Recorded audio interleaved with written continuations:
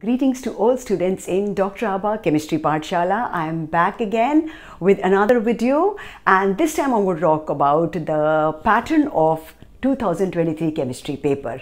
So I'll be talking about the pattern of the paper, and towards the end of the video I'll just be giving you small do's and don'ts about what predictions you should make on the basis of the CBSE sample. So if you can see here, I have put the marks which are allotted to every unit by CBSE. So you can just see there are only 10 units.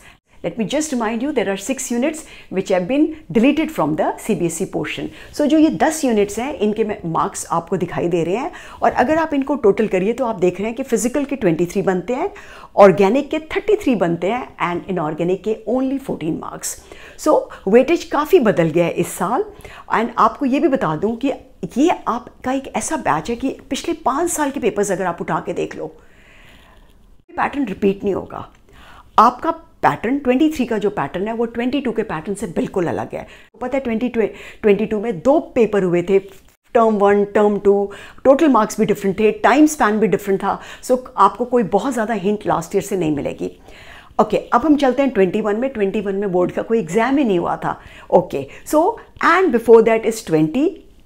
In 20 we were again experimental, and there was a new format quite close to this one but not exactly same was introduced, and 20 का जो format था और जो 19 का format था वो भी एकदम डिफरेंट था.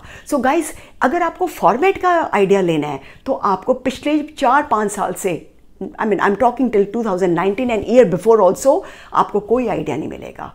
फॉर्मेट आपका बिल्कुल अलग है. तो इसीलिए मैं चाहती हूँ कि आप बिल्कुल ध्यान से समझ लें कि आपके पेपर का फॉर्मेट क्या होगा. एक बार आपको फॉर्मेट पता चलता है तो there are lesser surprises when you write the actual. Will have question number 1 to 18 and all the questions will be 1 mark each.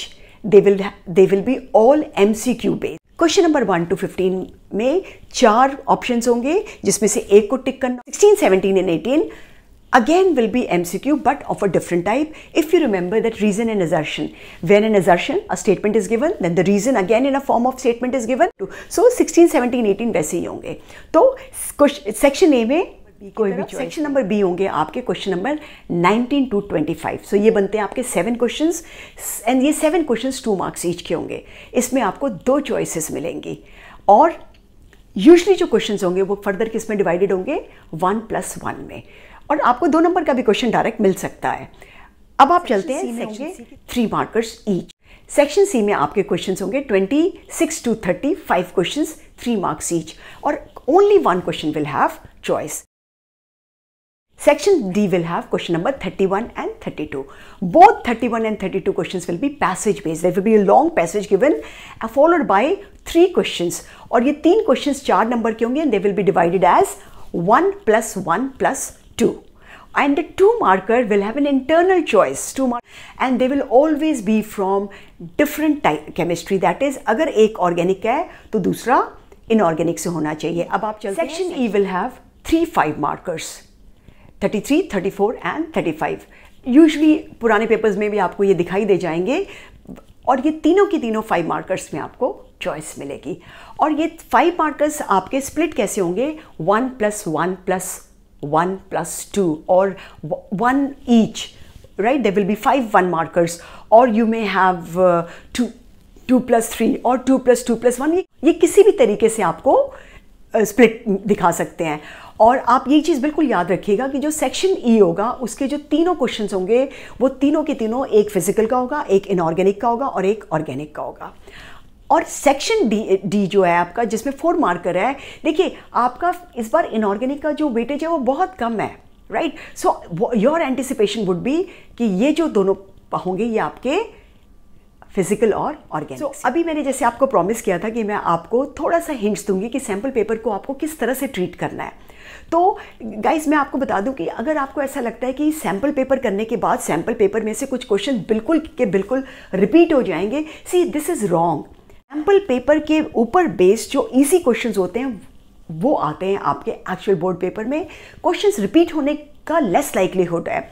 और ये भी आपको बता दूं, आप ये प्रेडिक्शन भी मत करिए कि जैसे आपने सैम्पल पेपर देखा, आपने देखा उसमें एक बायोमोलिक्यूल्स का क्वेश्चन है 4 मार्कर. सो अब जो बायोमोलिक्यूल्स का जब 4 मार्कर आएगा अब जो 4 मार्कर आएगा वो बायोमोलिक्यूल्स का ही आएगा। प्लीज़ इस तरह की आप कोई प्रेडिक्शन मत रखिए।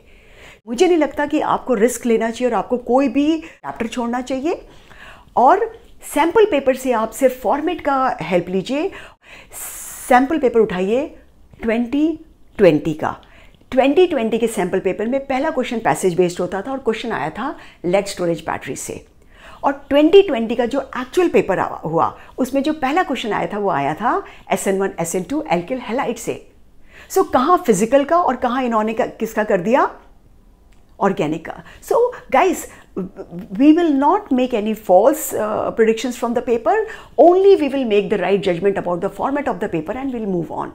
So I hope you all will write an excellent 2023 का chemistry का paper and sending tons of good wishes to each one of you. Take care of yourself and God bless.